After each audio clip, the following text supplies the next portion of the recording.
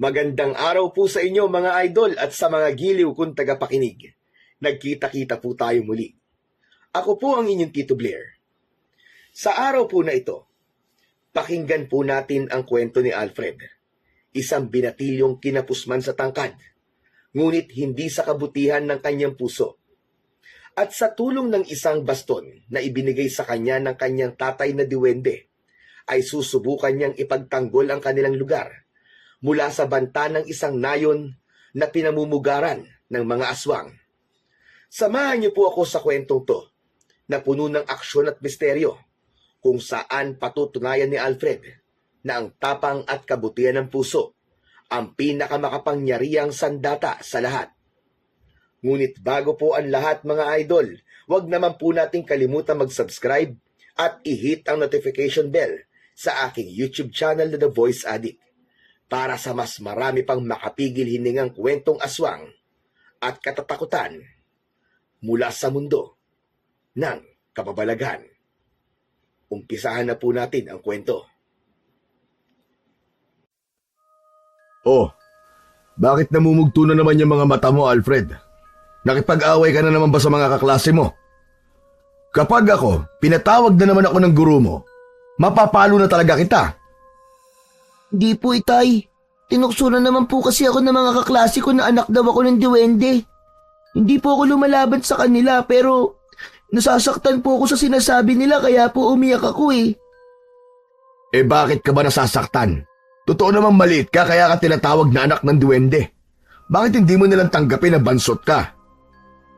Hindi niyo man lang po ba ako ipagtatanggol sa kanila, tay? Yung mga kaklase ko nga po kapag inaaway sila, ipinagtatanggol po sila ng mga tatay nila eh. Para ano? Para mapaaway din ako, ganon? Ay nako, magsasayang lang ako ng oras sa pagtatanggol sa'yo. Magpalit ka na nga ng damit mo at magsaing ka na. Nagugutom na ako. Sa isang maliit na baryo na napapalibutan ng makakapal na gubat, nakatira si Alfred kasama ang kanyang ama na si Nestor. Siya ay 13 taong gulang, ngunit kakaiba ang kanyang anyo. Maliit ang kanyang taas at payat ang pangangatawan. Mas maliit kaysa sa karaniwang mga bata sa kanyang edad. Dahil dito, naging tampulan siya ng tukso sa kanilang paaralan at kahit sa kanilang baryo. Pinilit ni Alfred na huwag magpakita ng kahinaan, ngunit ang bawat salita ng panunukso sa kanya ay parang punyal na tumatagos sa kanyang puso. Walang araw na hindi siya tinutukso. Walang oras na hindi niya iniisip kung bakit kakaiba ang kanyang anyo kumpara sa ibang bata. Hindi naging madali ang buhay ni Alfred. Ang kanyang ina na si Rosa ay pumanaw noong araw ng kanyang kapanganakan. Narinig niya sa mga matatanda na mahirap ang naging pagluwal sa kanya. At dahil sa komplikasyon, hindi na nailigtas ang kanyang ina.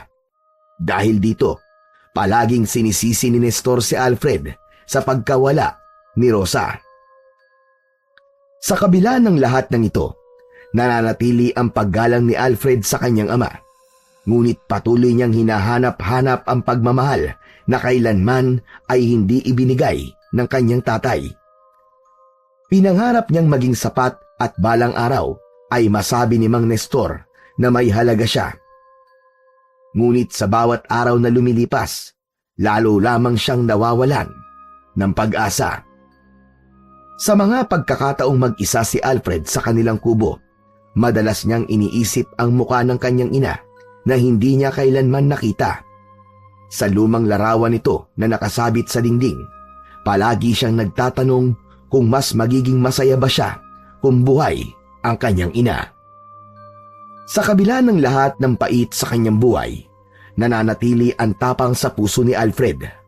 Sa ilalim ng mga pangungutya at pagmamalupit ay meron siyang hangarin na patunayan sa lahat, lalo na sa kanyang ama, na siya ay may halaga.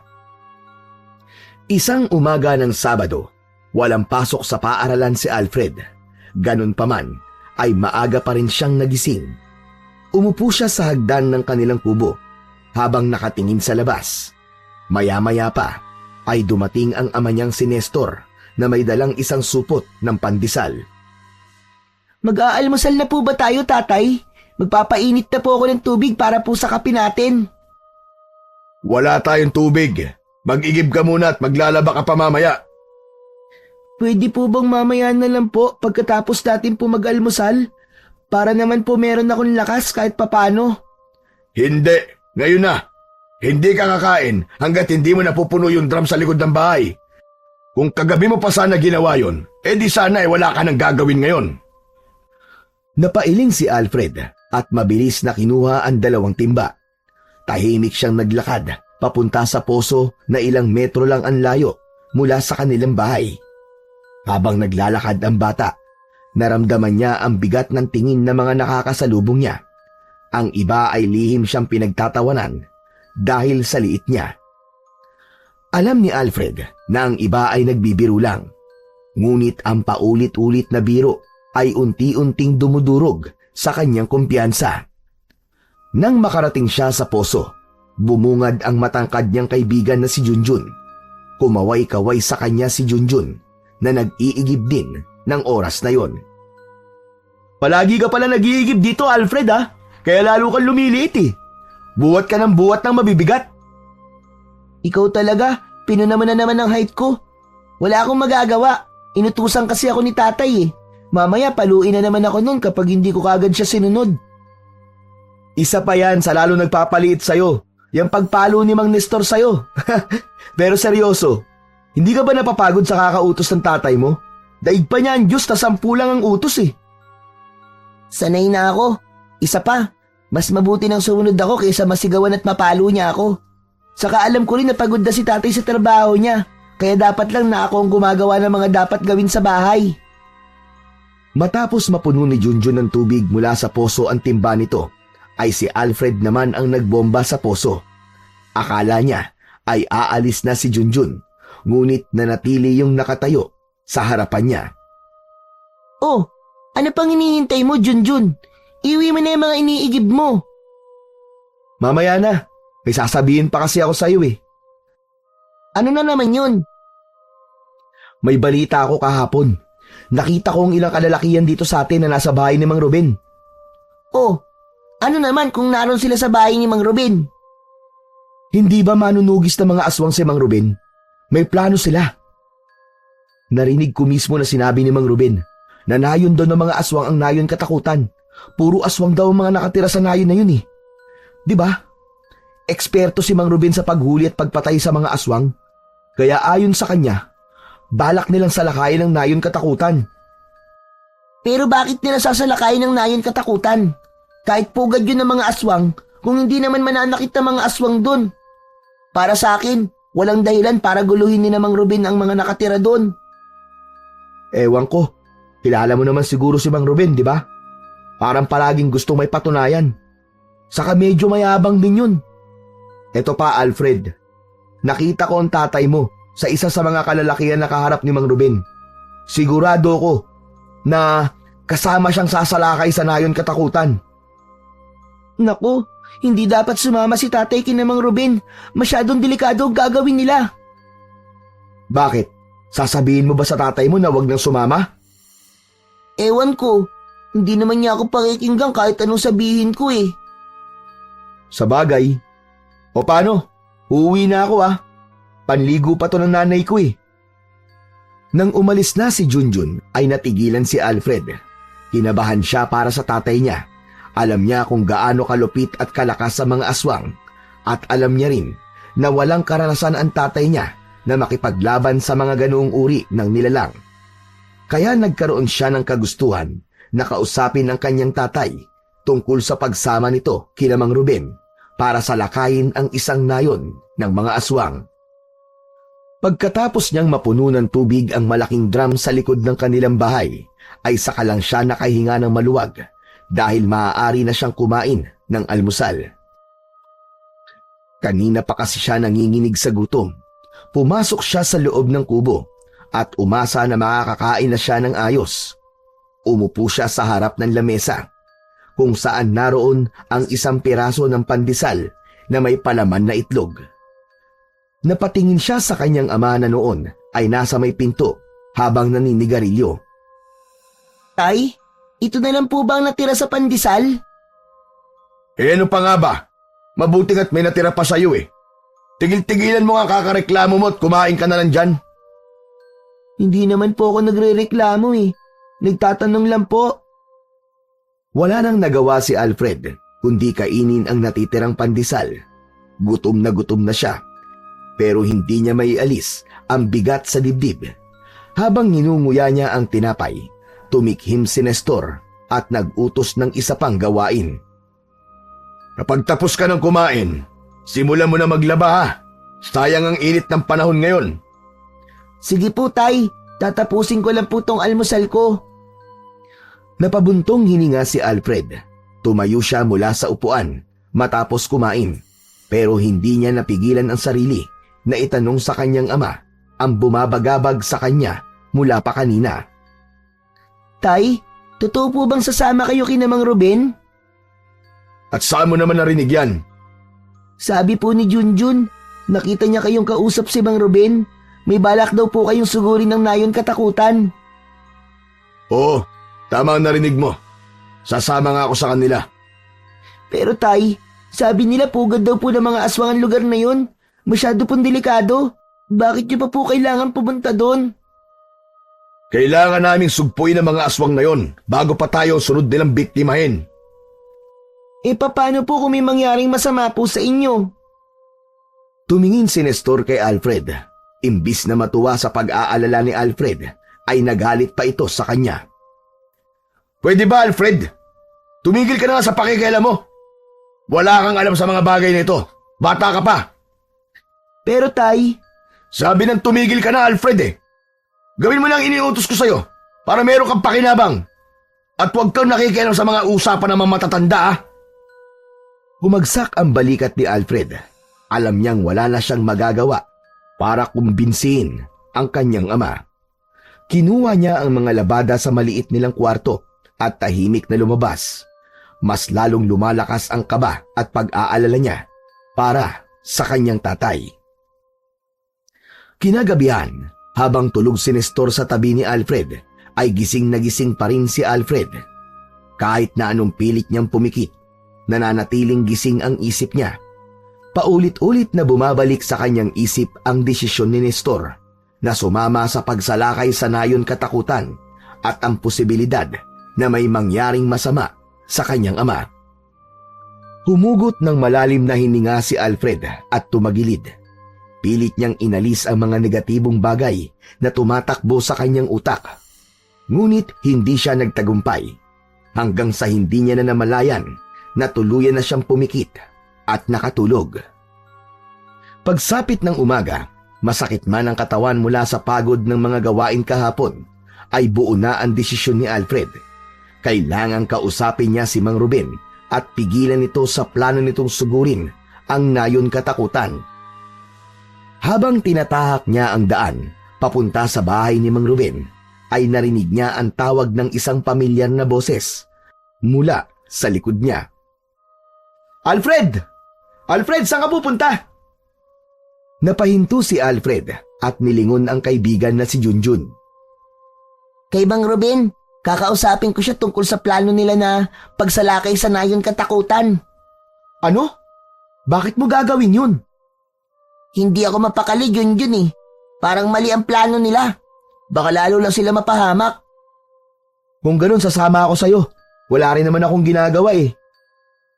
Nagsimula na maglakad muli si Alfred, pero sa pagkakataon na yon, ay kasama niya na ang kaibigan niyang si Junjun. Sa gitna ng isang malawak na taniman, natagpuan ni na Alfred at Junjun si Mang Ruben na nag-aayos ng kanyang mga gamit. Isang itak, ilang kutsilyo, at ilang bote ng langis. Nasa harapan ito ng isang maliit na kubo. Magandang umaga po, Mang Ruben. Aba, Alfred! Anong ginagawa mo rito? At ikaw rin, Junjun. May kailangan ba kayo? Nagpalitan ng tingin sina Alfred at Junjun bago nagsalita si Alfred. Mang Ruben, totoo po ba nasasalakay kayo sa nayon katakutan? Oo, totoo yun. Kailangan namin sugpuin ang mga aswang doon bago pa sila magkalat ng lagim dito sa baryo natin. Pero hindi naman po sila nananakit. Wala pa namang ulat na may ginawang masama ang mga aswang sa nayon na yun, hindi po ba? Ang gusto mo bang sabihin, Alfred, na maghintay tayo ng trahedya bago tayo kumilos? Ganun ba? Ang mga aswang ay likas na mapanganib. Hindi porket wala silang ginagawang masama ngayon, ay hindi na nila yun gagawin sa mga susunod pang araw. Pero paano po kung mali po kayo? Paano kung mas mapahamak po ang baryo natin kung gagawin niyo po ang pagsalakay? Baka magalit po sila at magiganti sa atin, Mang Ruben. Tumawa ng bahagya si Mang Ruben, pero halatang may halong inis. Alfred, ikaw na bata ka. Masyado ka pang bata. Hindi mo pa naiintindihan ang takbo ng mundo. Hindi namin pwedeng hayaan mabuhay ang mga aswang kasama natin. Hindi ito tungkol sa kung nananakit sila ngayon o hindi. Ang tanong, kailan sila mananakit? Kailan nila tayo aatakihin? Hihintayin ba muna nating mangyari yon bago tayo kumilos? Aba, walang mawawala kung maaga tayong kikilos.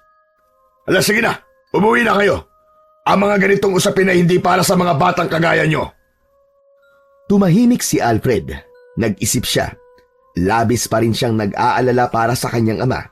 Hanggang isang ideya ang pumasok sa kanyang utak. Mang Ruben, ngayon alam ko nang hindi ko kayo mapipigilan sa plano nyo. Kaya naisip ko na baka pwedeng sumama na lang ako sa pagsalakay nyo sa nayon katakutan. Ano? Ikaw? Sasama sa amin?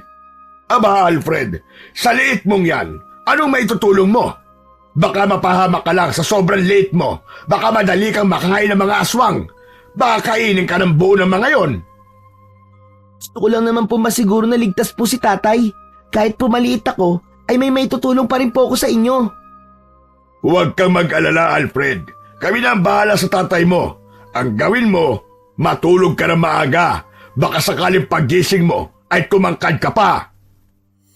Napayuko si Alfred at labis na nanliit sa sinabi ni Mang Ruben. Hindi na siya sumagot pa at tuluyan nang nagpaalam. Tara na, Junjun. Umuwi na tayo. Maraming salamat po, Mang Ruben. Aalis na po kami. Tahimik na naglakad sina Alfred at Junjun palayo sa bahay ni Mang Ruben. Bagsak ang balikat ni Alfred. Masakit para sa kanya ang kawalan ng tiwala ni Mang Ruben sa kanya. Alfred, bakit mo naman naisipang sumama kina Mang Ruben? Ang delikado kaya ng gagawin nila tapos sasama ka pa? Kasi gusto kong patunayan na may silbi ako. Kahit maliit ako. Lagi na lang nilang sinasabi na wala akong kwenta. Napabigat lang ako. Baka kung makatulong ako sa ganitong bagay, magbago ang tingin nila sa akin. Alfred, ano ka ba? Tama si Mang Ruben. Hindi para sa atin ang ganong laban. Bata pa tayo. Hayaan na lang natin sa matatanda ang pagsalakay sa nayon ng mga aswang. Hindi mo kailangan patunayan ang sarili mo sa ganong kadelikadong paraan. Tumingin si Alfred kay Junjun habang bakas ang lungkot sa kanyang mga mata. Maraming ibang paraan para mapatunayan mo na may silbi ka sa lugar natin. Hindi mo kailangan isugal ang buhay mo, Alfred. Anong ibang paraan ba ang sinasabi mo, Junjun? Hindi ko alam. Basta, sigurado ako na may iba pang paraan. Ikaw na mag-isip. Ako na nga nag-suggest, di ba? Bahagyang natahimik si Alfred sa sinabi ng kaibigan niyang si Junjun. Alam niyang tama ito, pero may kirot pa rin sa kanyang damdamin ang pangungutya at pagtanggi ni Mang Ruben. Tahimik silang nagpatuloy sa paglalakad at bawat hakbang niya ay puno ng bigat. Inisip niya kung ano pa ba ang kaya niyang gawin upang baguhin ang tingin ng iba sa kanya. Malamig ang simoy ng hangin ng gabing yun. Dahan-dahang sumilip si Alfred mula sa pinto ng kanilang kubo upang tiyakin na nakaalis na ang kanyang ama. Nakita niyang papalayo na si Nestor habang may dalang itak at lampara. Alam ni Alfred na pupunta na naman ito sa pagpupulong kasama si Mang Ruben. Agad niyang isinarado ang pinto at tahimik siyang lumabas ng bahay. Palihim niyang sinundan si Nestor hanggang sa makarating ito sa bahay ni Mang Ruben. Nakita ni Alfred na bukas ang bintana kaya tahimik siyang lumapit doon at yumuko. Siniguro niyang maririnig niya ang lahat ng sasabihin ng mga tao na nasa loob ng bahay ni Mang Ruben. Sa susunod na gabi, Magtitipon tayo dito ng alas 8. Siguraduhin yung dala niyo ang inyong mga armas. Matagal na nating alam na pugad na mga aswang ang nayon katakutan. Hindi natin dapat hayaan na umatake sila sa atin bago tayo kumilos. Hindi napigilan ni Alfred ang pagbilis ng tibok ng kanyang puso. Malinaw na bukas ng gabi, sasalakay si Mang Ruben sa nayon katakutan.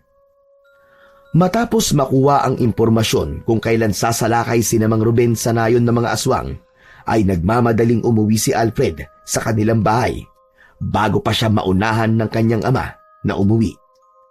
Pagka-uwi ni Alfred sa kanilang bahay, ay agad siyang nahiga sa banig.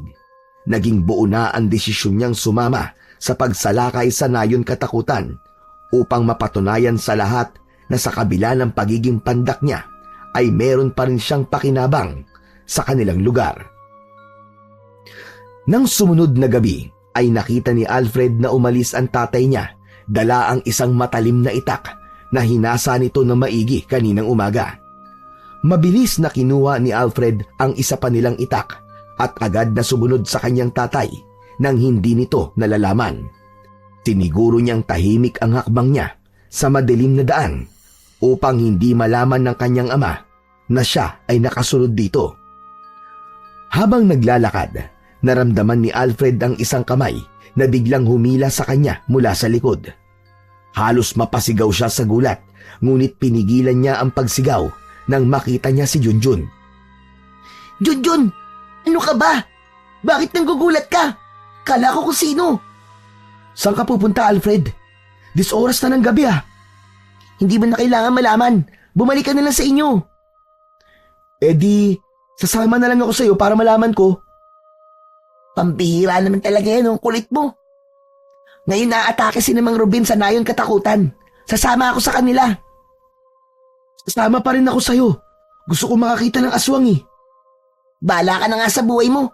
Basta, walang sisihan kapag may nangyaring masama sa'yo Hindi na nakipagtalo pa si Alfred. Alam niyang mahirap pigilan ang kaibigan niya kapag may gusto ito.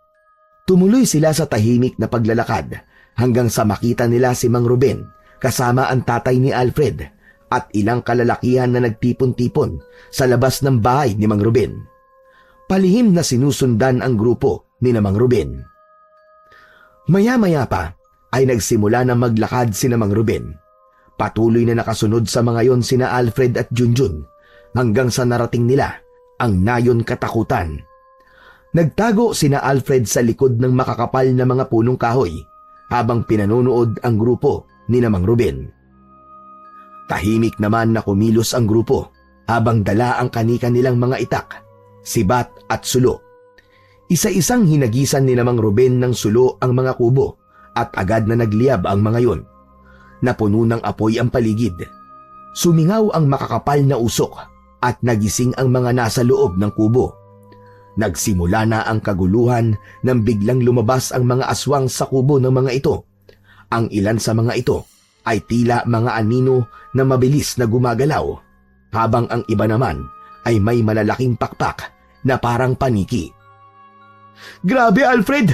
Totoo pala talaga ang mga aswang! Hindi nakapagsalita si Alfred. Nanatili siyang nakapako sa kinatatayuan habang pinapanood ang laban. Gumalaw ang bawat isa sa grupo ni Mang Ruben. Hawak ang kanilang mga sandata. Isa-isang tinaga ang ilan sa mga aswang na sumusugod. Habang nanonood, naramdaman ni Alfred ang isang matinding panghihinayang. Gusto niyang tumulong. Gusto niyang protektahan ang kanyang ama. Ngunit pinangunahan siya ng takot. Ano pang ginagawa mo, Alfred? Tumulong ka na sa paglaban sa mga aswang. Hindi ko yata kaya. Natatakot ako, Junjun. Yan na nga ba ang sinasabi ko Ang tapang sa salita pero kulang naman sa gawa. Pinanood nila mula sa likod ng punong kahoy ang madugong labanan. Unti-unting naging malinaw kay Alfred na hindi magiging madali ang labanang yon, lalo na't tila higit na mas malalakas at mas matatalino ang mga aswang. Makalipas ang ilang sandali ay nakaramdam si Alfred ng malamig na hangin na tila gumapang sa kanyang batok. Kasabay nun ay narinig niya ang mabigat na yabag ng isang nilalang na papalapit sa kanilang kinaroroonan. Napatingin siya kay Junjun at nakita niya ang takot sa muka ng kanyang kaibigan. Biglang lumitaw mula sa likuran nila ang isang aswang. Susunggaban sana sila nito pero mabilis na tumakbo sina Alfred at Junjun. Pero dahil sa labis na pagkakataranta ay sa magkaibang direksyon sila tumakbo. Sandaling huminto si Alfred upang hanapin si Junjun. Luminga siya at laking gulat niya nang nakita niya na pasugod sa kanya ang aswang. Mabilis na tumakbo si Alfred. Hindi niya na alam kung saan siya dinala ng kanyang mga paa. Ang tanging nasa isip lang niya ng mga oras na yon ay ang makalayo sa aswang na humahabol sa kanya. Hanggang sa hindi niya na namalayan na nasa loob na pala siya ng isang kagubatan. Muli siyang lumingon at napatid siya sa malaking ugat ng isang puno. Nadapa si Alfred. Nang makita niya ang aswang ay napasigaw siya ng malakas dahil ilang di pa na lamang ang layo ng aswang sa kanya. Pero nang malapit na ang aswang kay Alfred ay biglang nagliwanag ang paligid niya. Bigla siyang napapikit. Nang mawala ang liwanag ay muling ibinukas ni Alfred ang mga mata at nagimbal siya dahil wala na siya sa madilim na kagubatan. Sa halip, napapalibutan siya ng napakagandang tanawin. Isang hardin ng mga makukulay na bulaklak. Ang hangin ay malamig at mabango at tila malayo ang lugar na yon sa anumang gulo. Habang nakatingin sa paligid si Alfred ay isang maliit na nilalang ang biglang lumitaw mula sa likod ng isang puno. Isang duwende na halos isang dangkal lamang niya ang taas. Nakasuot ito ng puting damit at sombrero. May makapal itong balbas na umabot pa hanggang sa dibdib nito. Labis ang takot ni Alfred sa nakita niya kaya malakas siyang napasigaw. Nakangiti naman ang duwende sa kanya pero mas pinili pa rin ni Alfred ang tumakbo. Ngunit kahit saan pa siya tumingin ay lumilitaw ang maliit na nilalang. Hanggang sa napagod sa kakatakbo si Alfred kaya napaupo na lamang siya sa damuhang puno ng mga bulaklak. Tigilan mo na ako! Parang awa mo na! Huwag mo akong sasaktan! Huwag kang matakot, Alfred. Hindi kita sasaktan. Teka, paano mo nalaman ang pangalan ko? Dahil ako ang iyong ama, Alfred. At ikaw ang aking anak sa ina mong si Rosa. Ano? Imposible! Si Tatay Nestor ang tatay ko at hindi ikaw! Hindi duwende ang tatay ko! Hayaan mong ipaliwanag ko sa iyo ang lahat, Alfred. Ngunit bago ang lahat, magpapakilala muna ako sa iyo. Ang pangalan ko ay Elyon. Nung kailangan mo sa akin, bakit mo ako dinala rito? Sino ka ba talaga?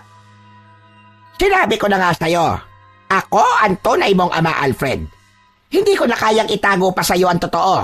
Noon, nagkaroon ako ng pagtingin sa iyong ina na si Rosa.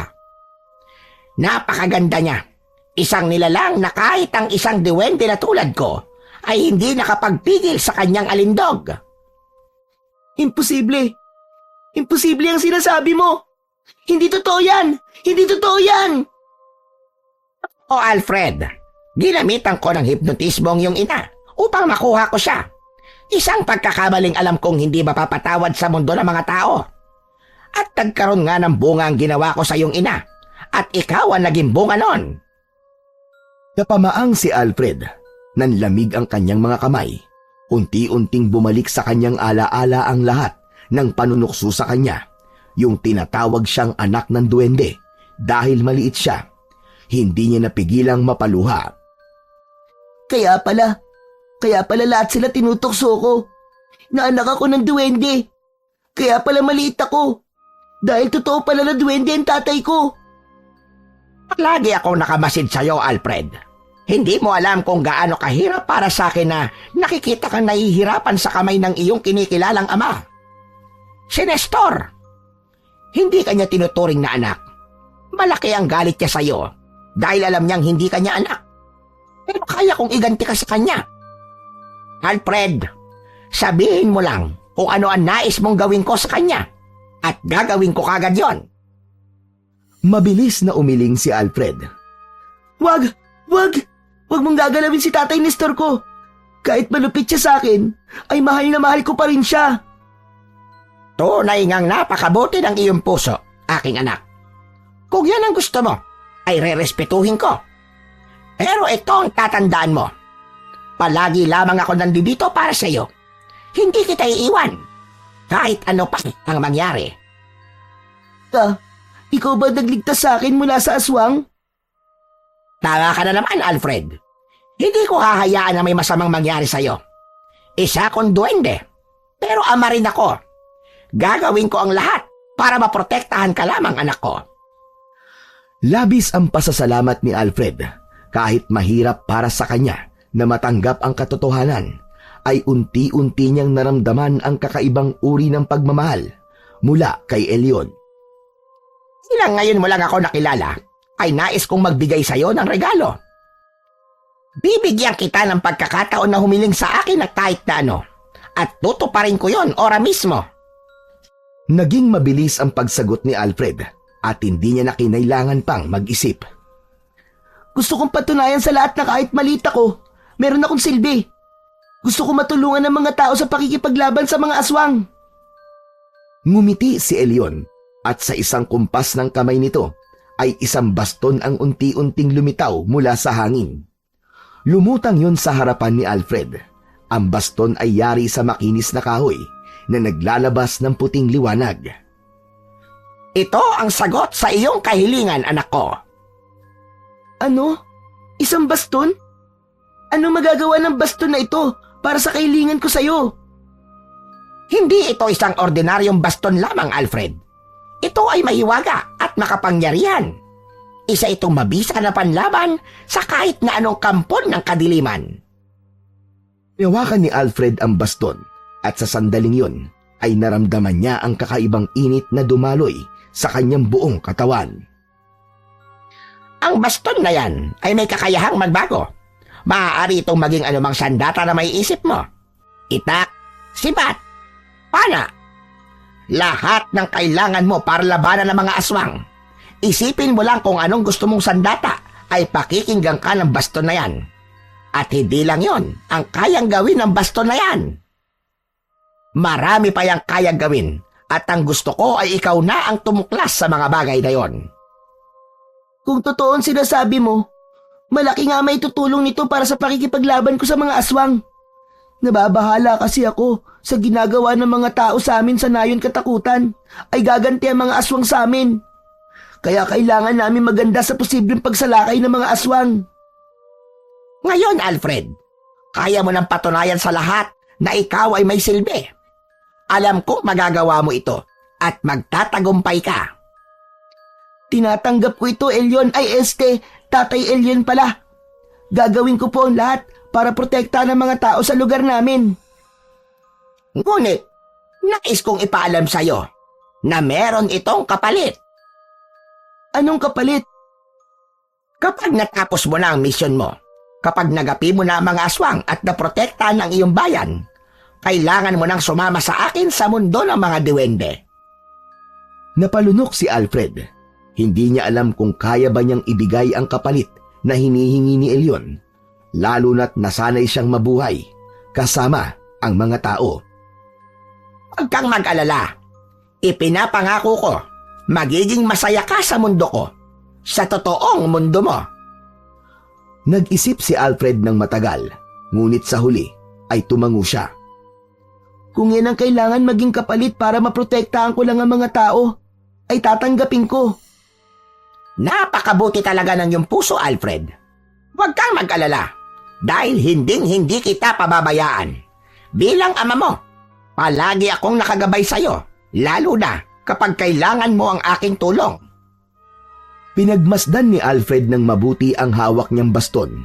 Hindi pa man niya yun ginagamit, ay ramdam na niya ang nag-uumapaw nitong kapangyarihan at lakas.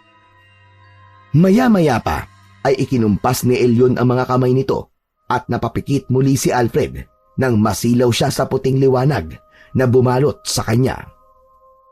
Sa muling paggising ni Alfred ay nasa loob na siya ng kanilang kubo.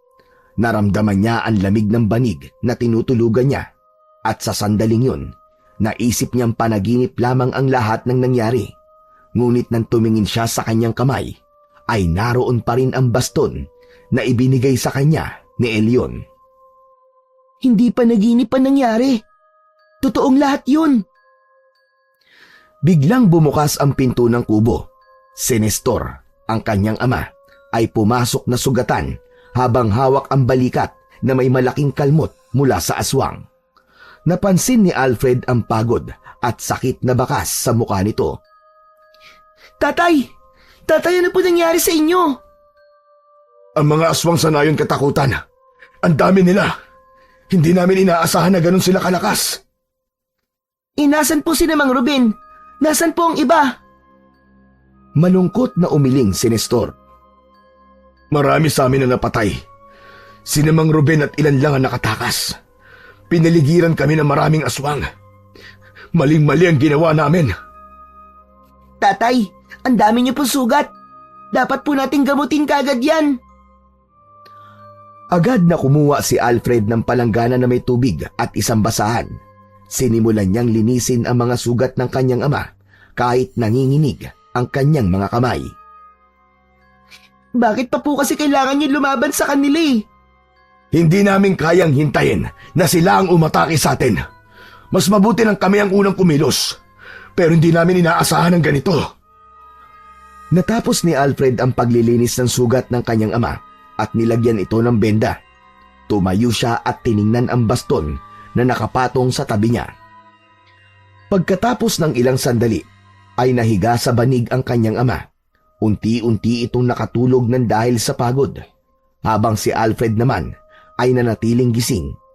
Nakaupo siya sa gilid ng banig ng kanyang ama habang hawak ang baston.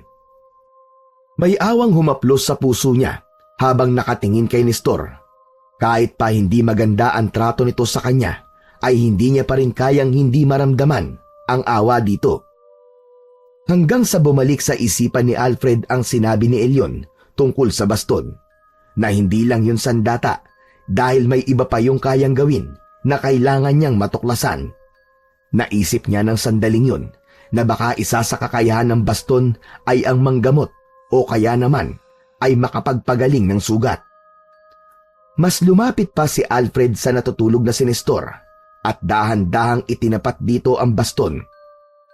Sa isip niya ay paulit-ulit niyang inuutusan ng baston na pagalingin nito ang sugat ni Nestor. Biglang nagningning ang baston at isang banayad na liwanag ang bumalot kay Nestor. Napaurong naman si Alfred ng dahil sa gulat, ngunit hindi niya binitiwan ang baston. Ang liwanag ay tila banayad na hangin na dumampi sa sugatang katawan ng kanyang ama. Maya-maya pa ay unti-unting naghilom ang mga sugat nito. Nang mawala ang liwanag, ay tuluyan ding nawala ang mga sugat ni Nestor. Nakahinga ng maluwag si Alfred at muling tumingin sa baston. Labis ang naging pasasalamat niya sa baston at kay Elyon ng sandaling yon.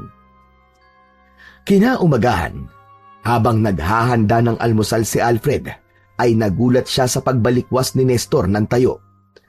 May pagtatakang tinignan ni Nestor ang katawan nito. Alam ni Alfred na nagtataka ang tatay Nestor niya dahil wala na ang mga sugat nito sa katawan. Tumingin si Nestor kay Alfred.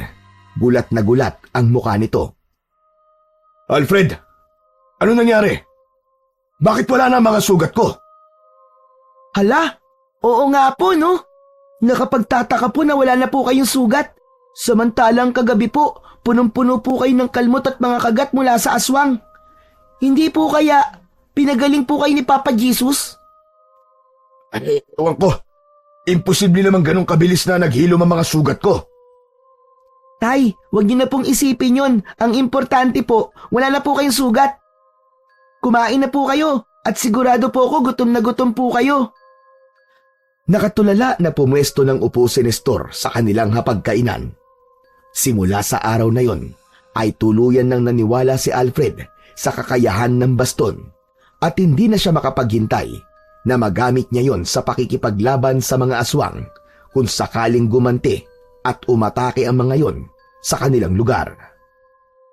Matapos mag-almusal, ay inutusan si Alfred ni Nestor na mag-igib.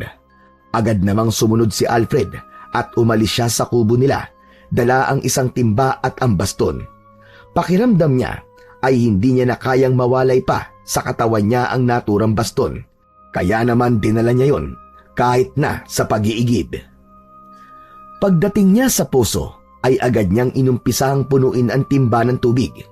Habang ginagawa niya yon ay biglang dumating ang kaibigan niyang si Junjun na may dalang isang timba. Napangiti si Alfred nang makita ang kanyang kaibigan na ligtas at walang anumang sugat. Junjun, buti ligtas ka. Akala ko kung ano na nangyari sa'yo kagabi. Siyempre naman, ako pa ba? Tumakbo ko nung napakabilis. Pero ikaw, ano nangyari sa'yo? Nakita ko na tumakbo ka papunta sa gubat at tinabol ka ng aswang ah. Hindi ka ba naabutan at nasaktan ng aswang na yon? Napahinto si Alfred at nag-isip ng sasabihin. Hindi naman. Nakapagtago ako tapos, ano nga ba yun? Basta, nagtago ako sa gubat. Tapos nagpaumaga ako dun. Saka umuwi na ako sa bahay namin. Tumangu-tango si Junjun hanggang sa napansin nito ang baston na hawak ni Alfred. Oh, ano na naman yung baston mo? Matanda ka na ba at meron ka ng ganyan ngayon? Ito ba? Nakita ko lang to dun sa gubat. Gagamitin ko sana sa pangdepensa sa aswang eh. Alam mo, sa tingin ko, ito nagdala sa akin ng swerte, kaya dinala ko na rin pa uwi. Pero buti na lang ligtas ka. Natakot talaga ako kagabi. Akala ko katapusan na nating dalawa eh. Pero narinig mo na ba kung ano nangyari kagabi? Ang dami raw napatay sa grupo ni Mang Ruben ah. Ang tatay mo ba? Nakauwi pa ba sa inyo? Sinabi nga rin ni tatay sa akin yan eh. Sa awa naman ng Diyos, ligtas naman nakauwi ang tatay ko. Pero kinakabahan ako, Junjun. Nabulabog ni Mang Ruben ng mga aswang sa nayon katakutan. Baka mamaya niyan eh, umatake sila rito sa atin para gumante. Yan nga rin ang iniisip ko eh. Si Mang Ruben kasi, masyadong matatapang. Nananahimik yung mga aswang na yun sa nayon katakutan eh, tapos ginulo nila. Kaya dapat ay maging handa tayong lahat. Nakakatakot na baka sa mga susunod na gabi ay biglang umatake ang mga aswang dito sa atin. Sinabi mo pa, pero punuin mo na yung timba mo para makaigib na rin ako. Maghuhugas kasi ng mga plato si nanay eh. Baka magalit na naman sa akin yun kapag nagtagal pa ako dito. Sa pagkakataon na yon, ay nagdesisyon si Alfred na wag munang sabihin ng katotohanan tungkol sa baston na ibinigay sa kanya ng kanyang tatay na duwende. Ang gusto niyang mangyari ay malaman niyo ng lahat kapag dumating na ang oras kapag kailangan niya na yung gamitin. Pagsapit ng gabi, napansin ni Alfred si Nestor na naghahanda para umalis. Nagkaroon siya ng hinala na magtutungo ito sa bahay ni Mang Ruben, ngunit nais pa rin niyang makasiguro. Tay, aalis po kayo? Oo, magtutungo ko sa bahay ni Mang Ruben. May pagtitipon ng mga kalalakihan ngayong gabi. Tungkol po saan ang pag-uusapan niyo, Tay? Sasalakay na naman po ba kayo sa nayon katakutan? Huwag mo nang alamin dahil hindi ito usapin para sa mga batang katulad mo. Dito ka na lang sa bahay at bantayan mo dito. Hindi na sumagot si Alfred, ngunit sa loob-loob niya ay alam niyang may kinalaman sa mga aswang ang pagpunta ng tatay niya sa bahay ni Mang Ruben. Nang umalis na si Nestor, ay dali-daling kinuha ni Alfred ang kanyang baston at sinundan ang ama. Pagdating ni Alfred sa bahay ni Mang Ruben, ay tahimik siyang nagkubli sa gilid ng bintana. Sa loob ay nakita niya ang mga kalalakihan ng baryo, kasama si Mang Ruben at Nestor. Mga kasama, hindi tayo maaari magpabaya. Nabulabog natin ang nayon katakutan. At ngayon, sigurado mag-iiganti sa atin ang mga aswang na yon. Ano ang plano natin, Ruben?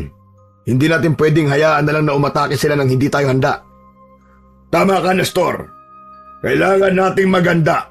Anumang oras, maaaring sumugod ang mga aswang dito sa lugar natin. Kaya sa mga susunod na gabi, lahat ng may kakayahang lumaban ay magbabantay sa bawat sulok ng baryo. Pero Ruben, sapat ba ang armas natin? Malalakas sa mga aswang sa nayon katakutan. Gagawa tayo ng paraan. Hindi nila tayo matatalo kung sama-sama tayong lalaban.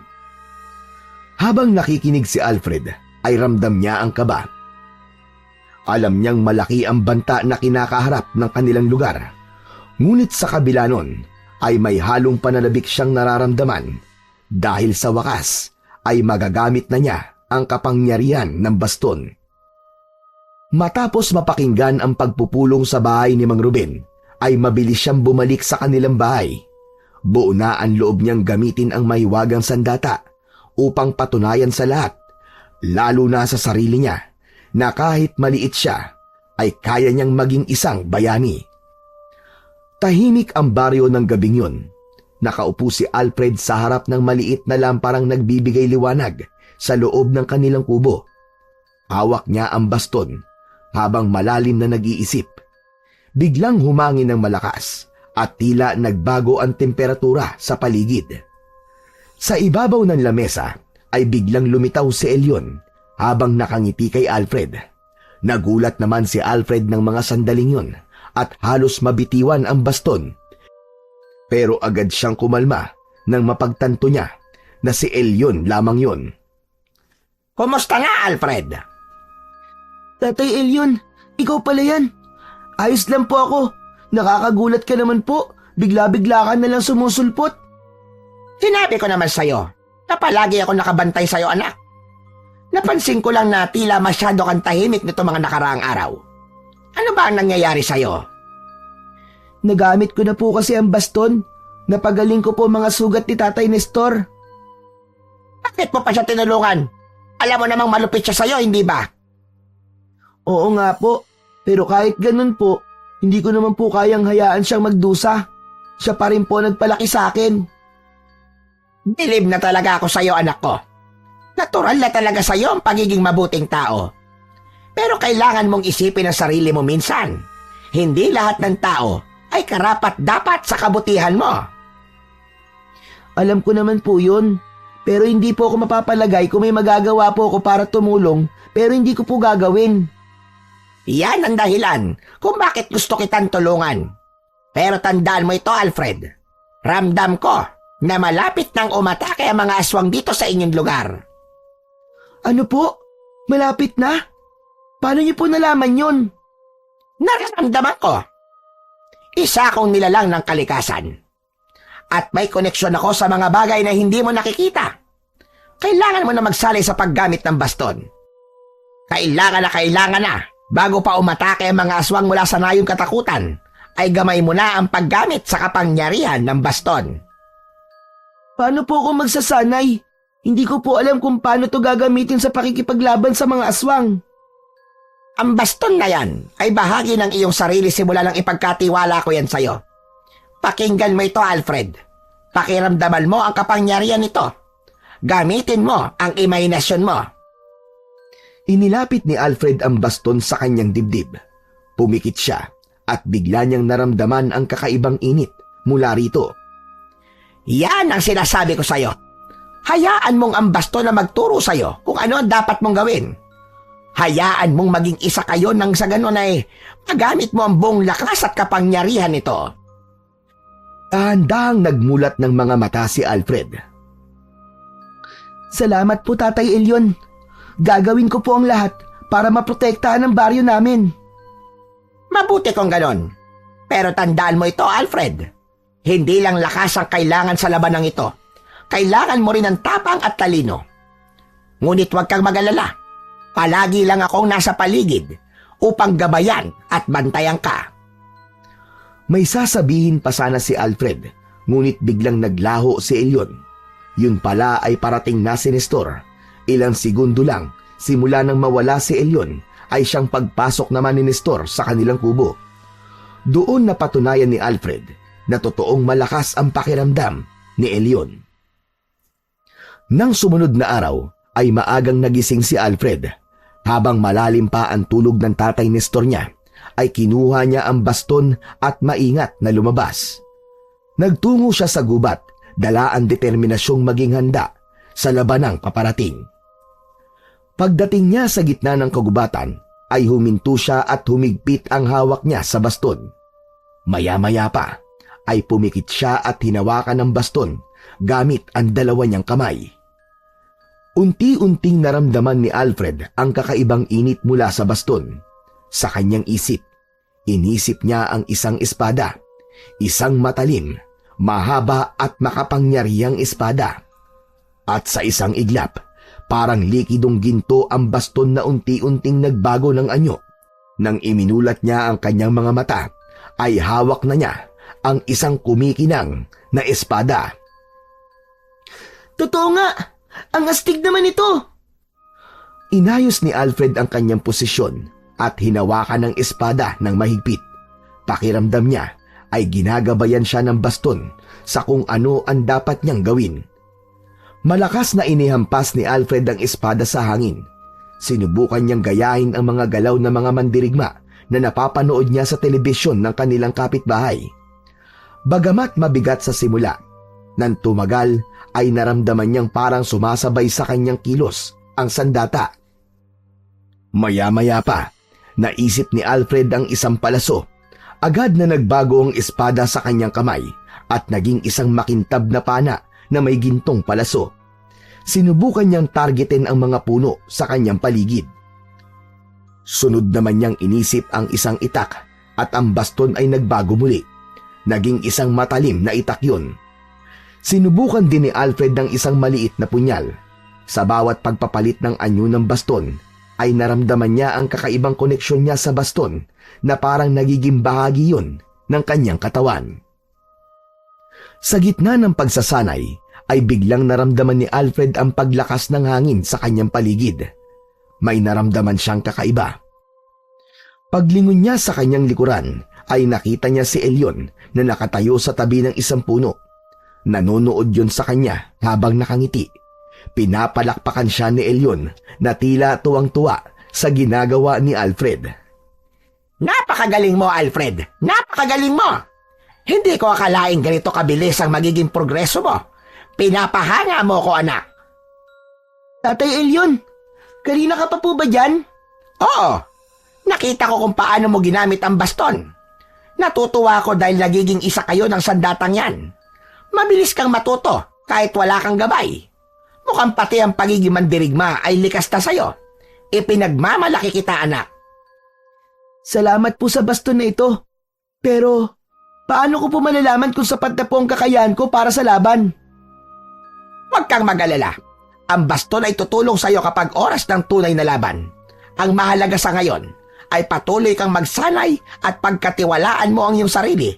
Dahil higit sa baston, ay yan ang magiging pinakamalakas mong sandata, anak. Ngumiti si Elyon at biglang naglaho na parang usok. Habang hawak ang baston, ay nagpatuloy si Alfred sa kanyang pagsasanay habang sinisikap niyang maging handa para sa labanang darating. Sa mga sumunod na araw, ay nagpatuloy si Alfred sa pagsasanay sa paggamit ng kapangyarihan ng baston.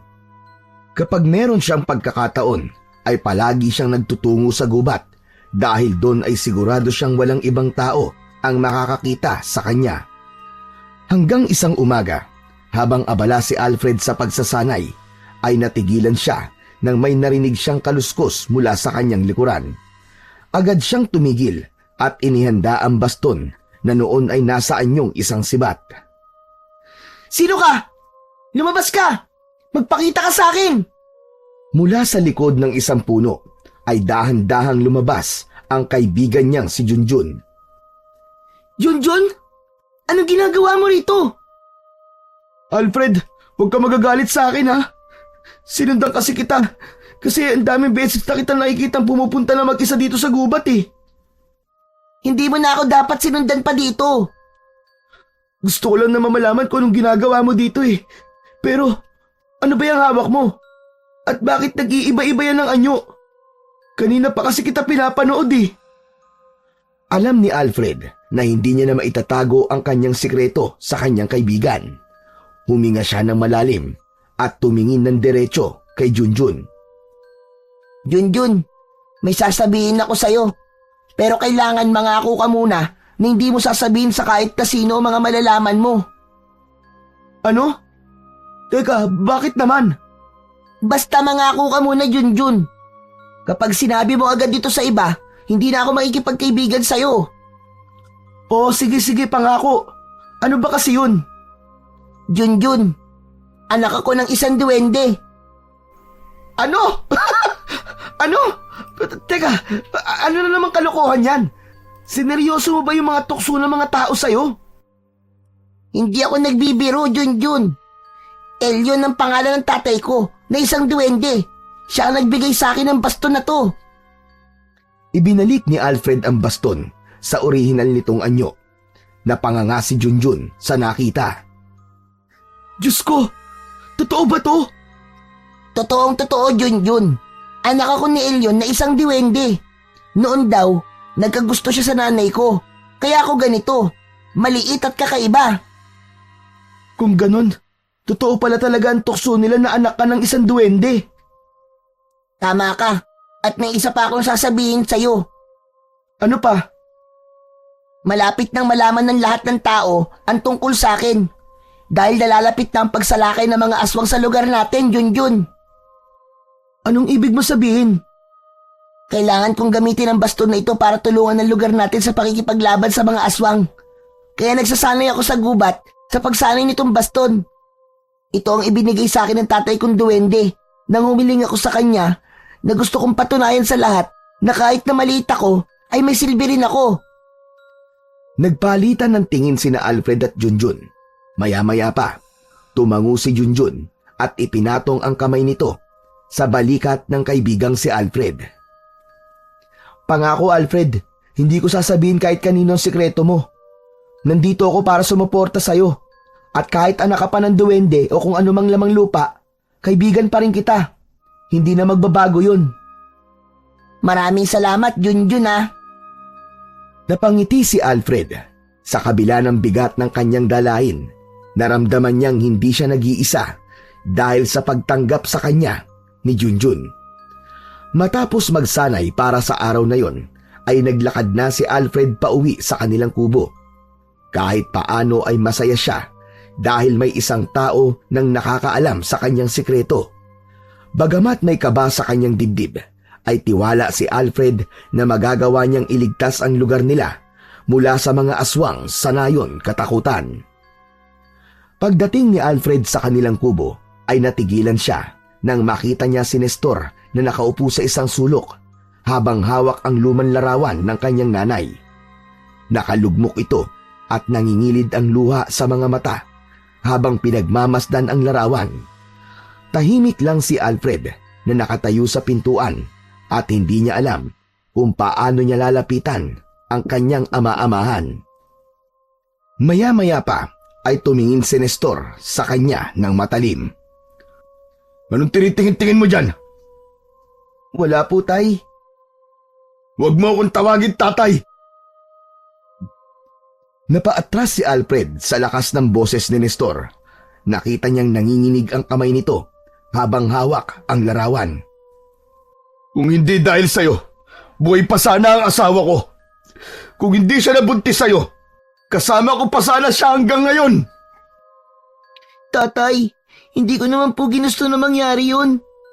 Sanggol pa lang po ako nung panahong yun.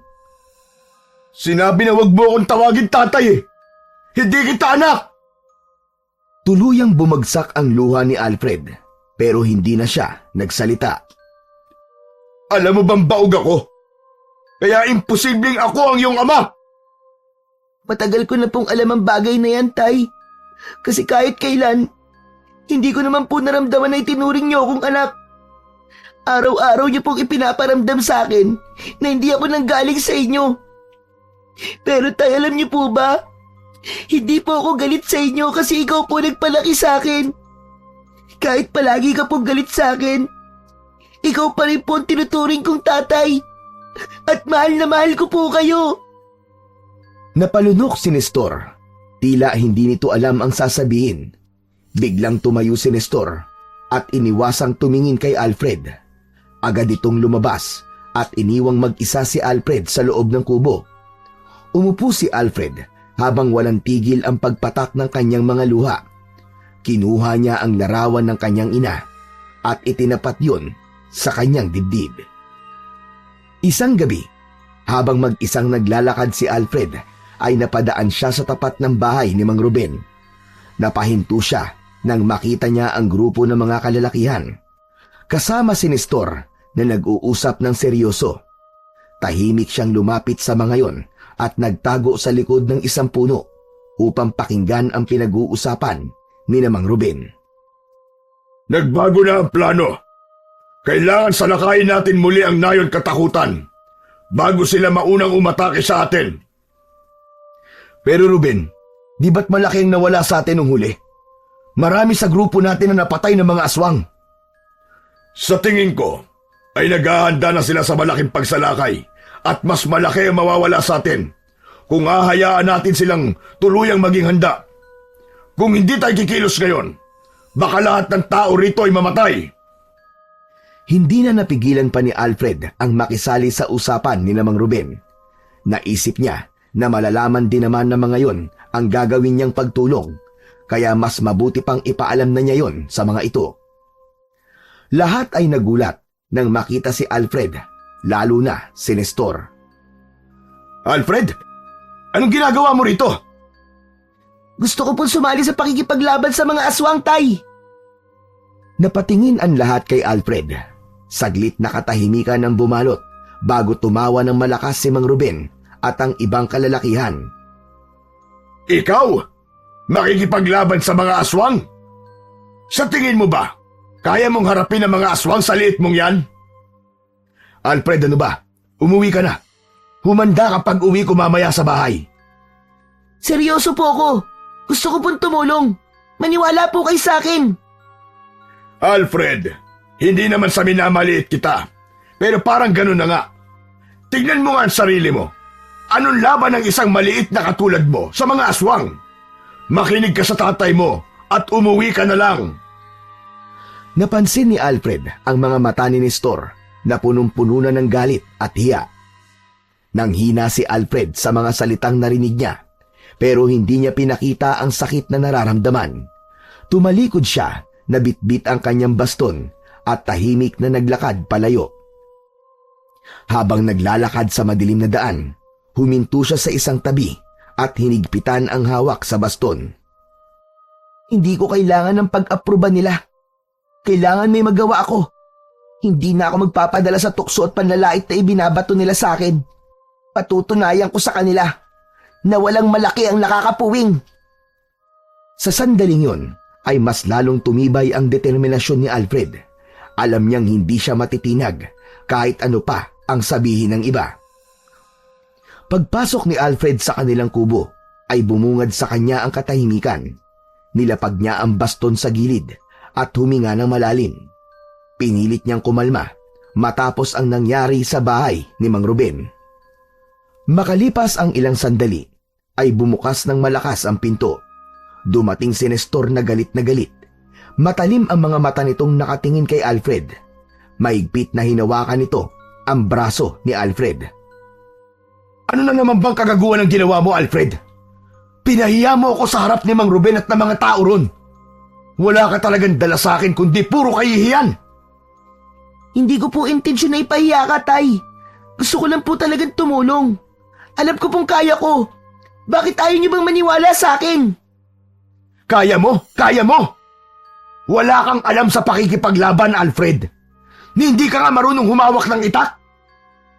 Kinuha ni Alfred ang baston at ipinakita yon kay Nestor. Ito pong basto na to magiging sandata ko, Tay. Kaya po akong tulungan ito para makipaglaban sa mga aswang. Ano bang pinagsasasabi mo? Walang silbi ang baston na yan sa mga aswang. Tatay, alam ko pong mahirap paniwalaan. Pero anak po ko ng isang duwende. Anak po ko ni Elyon. Ang baston po na ito ay regalo niya sa akin para labanan ng kasamaan. Makapangyarihan po ang baston na ito, Tay. Si Tatay Elyon po nakabuntis kay nanay kaya nabuo po ko. Maniwala po kayo. Anak po talaga ako ng isang duwende. Kaya po siguro maliit ako. Saglit na natigilan si Nestor at tila hindi makapaniwala sa kanyang narinig. Pero agad na bumalik ang galit sa mukha nito. Nababaliw ka na, Alfred. Huwag mong gamitin ang pangalan ng nanay mo sa ganitong kalokohan. Kinuha ni Nestor ang baston mula sa mga kamay ni Alfred. Kung totoong anak ka nga ng isang duwende, mas lalong hindi ka dapat tumulong sa amin. Malay ko ba kung masama ka talaga? At malay ko ba kung kalaban ka namin? Ibalik niyo po sa akin ang baston ko, Tay! Kinuha ni Nestor ang itak sa kusina. Ipinatong nito ang baston sa lamesa at buong puwersang tinagayon. Sa unang hataw ay hindi kagad naputol ang baston. Ngunit sa ikalawang subok ni Nestor ay tuluyan nang naputol sa gitna ang baston. Natulala si Alfred. Hindi siya makapaniwala na nasira na ang baston. O ano? Nakita mo na? Kung totoo may kapangyarihan ang baston na ito, hindi to basta-basta masisira. Hindi niyo po dapat ginawa yan, Tay! Hindi nakinig si Nestor. Hinila nito si Alfred at itinulak sa haligi ng kubo. Kumuha ito ng lubid at itinali si Alfred sa haligi ng kanilang kubo. Pakawalan niyo po ako, Tay! Pakawalan niyo po ako! Kailangan niyo po ako para manalo sa laban niyo sa mga aswang! Dito ka lang. Hindi ka aalis hanggat hindi kami tapos sa pakikipaglaban sa mga aswang. Tay, kailangan ko pong tumulong, maniwala kayo sa akin. Parang awa niyo na po. Pakawalan niyo po ako. Tumahimik ka. Wala kang karapatang magdesisyon kung anong gusto kong gawin sa'yo. Iniwan ni Nestor si Alfred na nakagapos. Naiwan si Alfred na luhaan at ang nasirang baston ay nanatili sa ibabaw ng lamesa. Tahimik siyang nagdasal at umasa na makakahanap siya ng paraan upang makatakas at magampanan ang kanyang misyon. Magdamag na nakatali si Alfred sa haligi ng kanilang kubo. Pagsapit ng umaga ay pinakain lang siya ni Nestor at umalis ito ng bahay. Gabi na nang bumalik si Nestor at saka siya ulit nito pinakain. Matapos yun ay naging abala na si Nestor sa pagsalakay nito sa nayon katakutan. Hinasa nito ng sandali ang itak at saka inilagay sa kaluban na nasa bewang nito.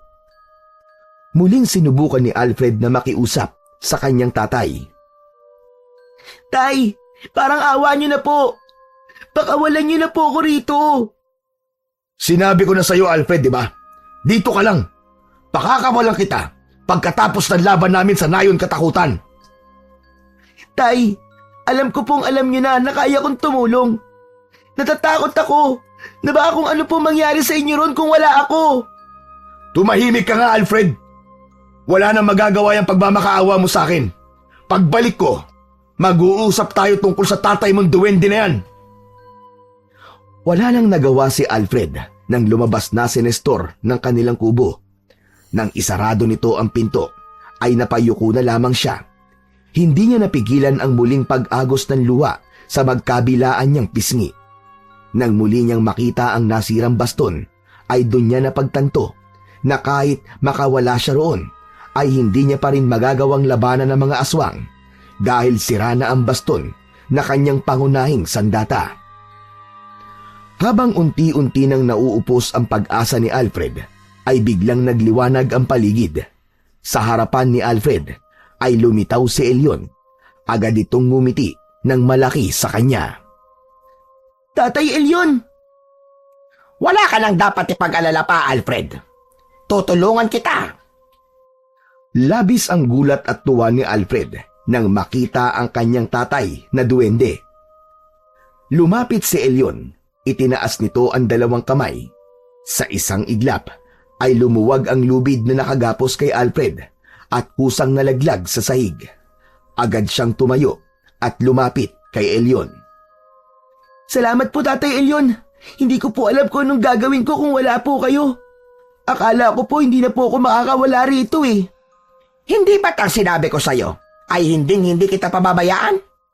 Hinintay ko lang talaga muna makaalis si Nestor bago kita pakawalan. Ngayon, matutulungan mo na sila sa pakikipaglaban sa mga aswang. Pero Tay, ang baston po. Sinira na ni Tatay ang baston. Yun na nga lang po ang sandata ko para makalaban sa mga aswang eh. Patawarin niyo po ako kung hindi ko po yun naingatan. Ano bang sinasabi mong nasira ang baston? Tumingin ka nga sa lamesa. Nagulat si Alfred nang makita ang baston na buong buo at walang bahid ng pagkasira. Agad niya yung nilapitan at hinawakan. Hala, pero paano po yun nangyari? Pinutol na po ito ni Tatay Nestor gamit ang itak. Simple lang. Ginamit ko ang aking mahika upang ayusin ang baston na yan. Hindi naman ako papayag na mawala yan sa'yo. Pero saka na tayo mag-usap tungkol doon. Magmadali ka na, Alfred. Nagsisimula na ang laban sa nayon katakutan. Naniniwala ako na kahit maliit ka sa paningin ng iba, ay malaki ang iyong maitutulong. Maraming salamat po, Tatay Elyon. Nagpaalam na si Elyon at naglaho. Agad namang kumilos si Alfred. Patakbo siyang lumabas ng kubo habang bitbit ang baston patungo sa nayon katakutan. Ang kanyang puso ay puno ng tapang at alam niyang yun na ang simula ng kanyang pinakamalaking laban. Mabilis na nakarating si Alfred sa nayon katakutan. Sa kanyang harapan ay nakita niya ang magulong labanan. Ang mga kalalakihan na pinangungunahan ni Mang Ruben ay nagpapalitan ng taga at saksak sa mga mababangis na aswang. May mga nakahandusay na katawan sa lupa, tao at aswang. Napansin ni Alfred ang kanyang ama na si Nestor na nakadapa na sa lupa. Duguan yun at hirap gumalaw. Isang aswang na may mahahabang kuko at mapupulang mata ang dahan-dahang lumalapit dito. Agad niyang ginamit ang kapangyarihan ng baston at pinakawalan ang mahiwagang kapangyarihan nito. Unti-unting nagbago ang baston at naging isang makintab na pana. Itinutok niya sa aswang ang palaso at pinakawalan. Tumama naman ang palaso sa tagiliran ng aswang. Agad na tumakbo si Alfred papunta kay Nestor. Paglapit niya ay sa kanya humarap ang aswang. Muling nagbago ng anyo ang baston. Mula sa pana ay naging isang matalim na espada yon. Hinawakan nito ni Alfred gamit ang dalawang kamay at sa isang mabilis na galaw ay hiniwa niya ang aswang sa gitna. Alfred, anong ginagawa mo rito? Mamaya na po tayo mag-usap. Tapusin po muna natin ang laban na to. Muling bumalik ang baston sa orihinal nitong anyo. Iginala niya ang mata sa paligid habang patuloy ang digmaan ng aswang laban sa mga tao. Biglang sumugod ang tatlong aswang kay Alfred. Tumutulo pa ang laway ng mga yon habang humahagik-gik ng nakakatakot. Sa isang iglap, ang baston ay naging isang malaking kalasag na yari sa ginto. Ginamit yun ni Alfred upang harangin ang pag-atake ng mga aswang. Bumangga ang mga kuko ng aswang sa kalasag at nagbuga ito ng liwanag na nagpalipad sa mga aswang.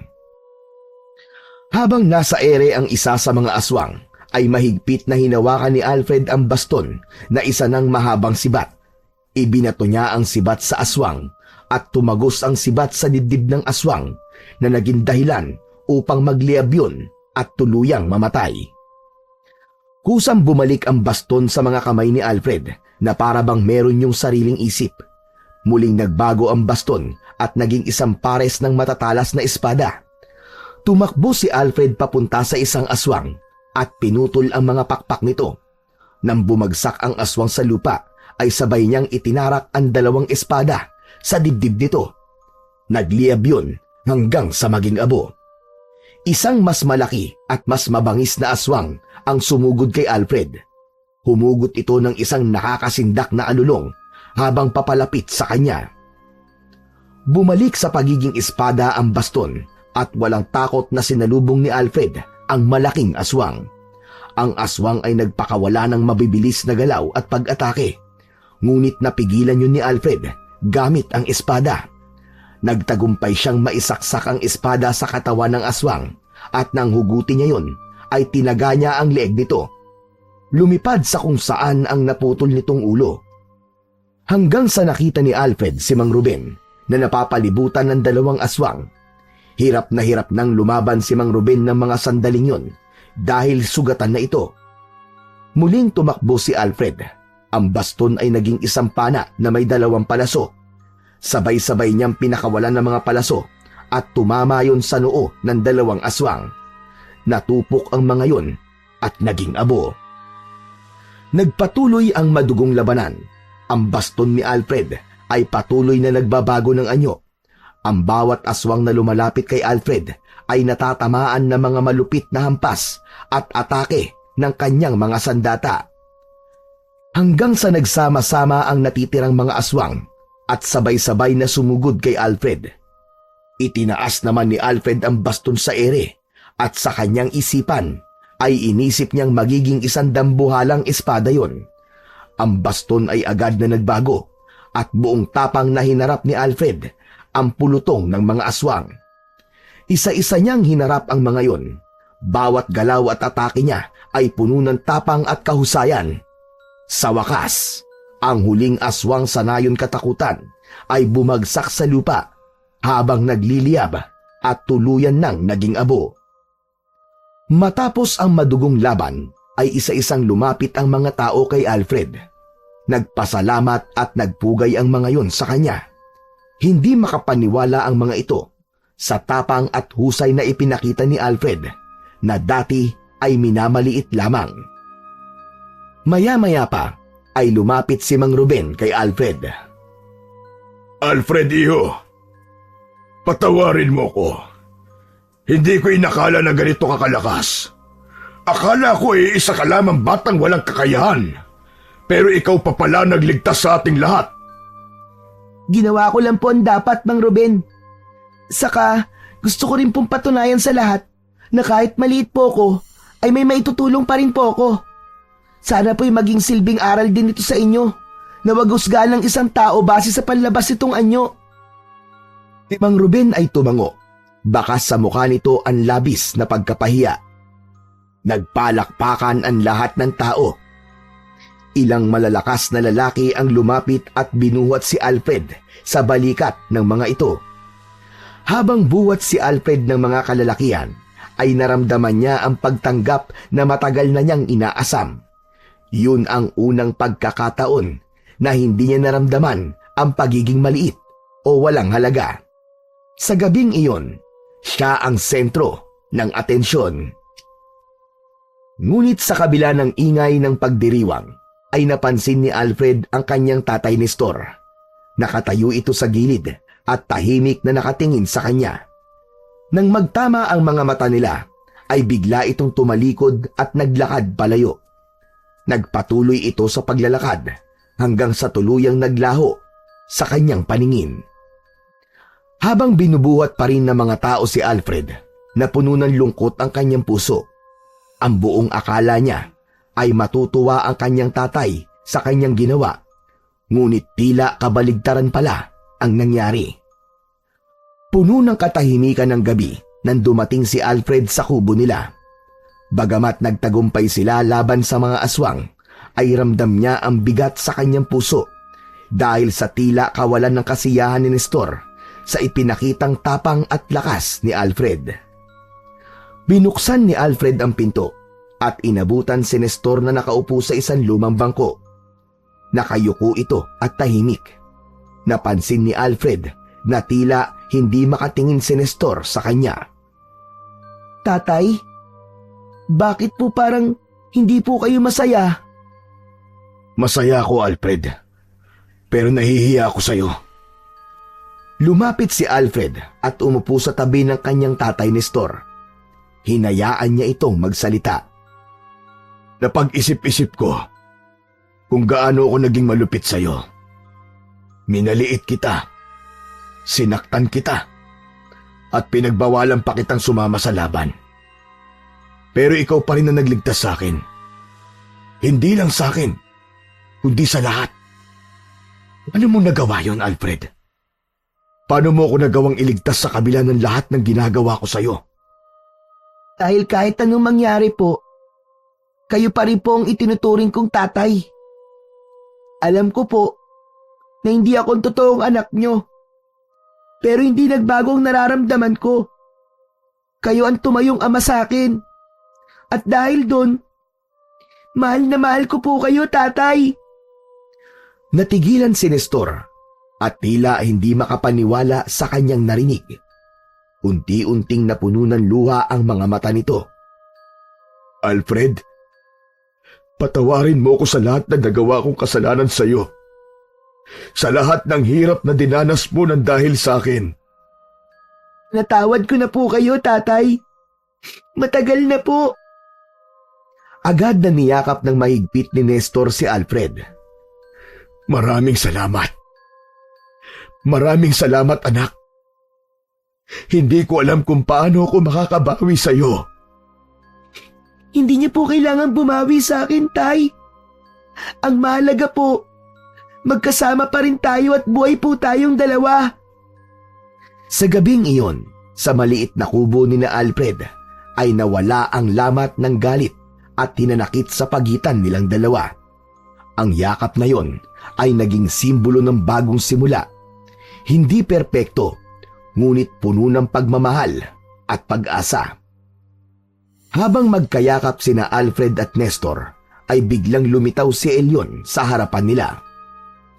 Tatay Elyon? Alfred, binabati kita. Nagtagumpay ka. Ipinakita mo ang lakas at tapang ng iyong puso. Ipinagmamalaki kita, aking anak. Tatay Elyon, maraming salamat po sa lahat ng tulong niyo po sa akin. Hindi ko po magagawa ito kung hindi dahil sa inyo at kung hindi niyo po pinagkatiwala sa akin ng baston. Tatay Elyon, gusto ko pong ipakilala sa inyo si Tatay Nestor, ang naging ama ko po dito sa mundo ng mga tao. Tatay Nestor, siya po si Tatay Elyon, ang aking amang diwende. Nestor, magpasalamat ka't mahal ka pa rin ni Alfred sa kabila ng lahat ng ginawa mo sa kanya. Ngunit Alfred, huwag mong kalimutan ang ating kasunduan. Natapos na ang iyong misyon dito sa lupa. Panahon na para sumama ka sa akin sa mundo ng mga diwende. Ano? Teka. Sasama ka sa kanya? Alfred, totoo ba ang sinabi niya? Totoo po, tatay. Matagal ko na pong alam na darating ang araw na to. Pero Tatay Elyon, baka pwedeng manatili lang po ako dito. Ngayon pa lang po kasi kami nagkaayos ni Tatay Nestor eh. Ayoko pong iwan siya.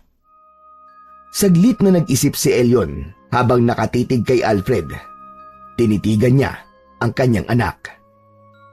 Sigurado ka ba, Alfred? Magiging masaya ka ba dito sa mundo ng mga tao? Sigurado po ako, Tatay Elyon. Masaya po ako dito at alam ko pong mas lalo po ako magiging masaya dahil ayos na po kami ni Tatay Nestor. Minga ng malalim si Elyon at ngumiti ng bahagya. O sige, kung yan ang makapagpapasaya sa iyo, Alfred, ay hahayaan kita. Pero itong tandaan mo, anak, nasa likod mo pa rin ako. Kapag kailangan mo ng tulong, tawagin mo lang ako. At ikaw naman, Nestor, tandaan mo ito. Sa oras na muli mong saktan itong si Alfred, hindi na ako magdadalawang isip na gumanti para sa aking anak. Oo, nangangako ko, Elyon. Simula sa gabing ito, ibibigay ko kay Alfred ang pagmamahal na matagal nang nararapat para sa kanya. Mahigpit na hinawakan ni Alfred ang baston habang nakatitig kay Elyon. Tumayo siya at lumapit sa diwende. Tatay Elyon, salamat po sa kapangyarihang ibinigay niyo po sa akin. Ibabalik ko na po ang baston sa inyo dahil tapos na po ang aking misyon. Hindi na, Alfred, anak. Ang baston na yan ay iyong pagmamayari na. Ano? Sigurado po ba kayo? Ang laban mo ngayong gabi ay maaaring hindi pa ang ulat huli. Marami pang pagsubok ang darating, anak. At ikaw ang magiging tagapagtanggol ng lugar na ito laban sa kasamaan. Yan ang iyong tungkulin, anak. Lagi kang magtiwala lang sa iyong sarili. Ang kapangyarihan ng baston ay nagmumula sa kabutihan ng iyong puso. O siya, paano? Hindi na ako magtatagal pa. At marami pa akong gagawin sa aming mundo. Paalam, aking anak. Dahan-dahang naglaho si Elyon at muling nanumbalik ang katahimikan sa loob ng kubo. Naiwan si Alfred na hawak ang baston habang ang kanyang mga mata ay puno ng luha. Tumayo si Nestor at muling niyakap si Alfred. Magkasama silang lumabas ng kubo at nasilayan nila ang kalmadong kapaligiran. Sa gabing iyon, ang puso ni Alfred ay napuno ng kasiyahan dahil sa pagtanggap sa kanya ni Nestor at sa pangako nito na ibibigay na nito ang pagmamahal na dati ay pangarap lang niya. Hindi pa rin makapaniwala si Alfred na sa kabila ng kanyang pagiging maliit ay napatunayan niya sa lahat na ang isang pusong punong-puno ng tapang at determinasyon ay kayang magdala ng malaking liwanag at pag-asa sa nakararami.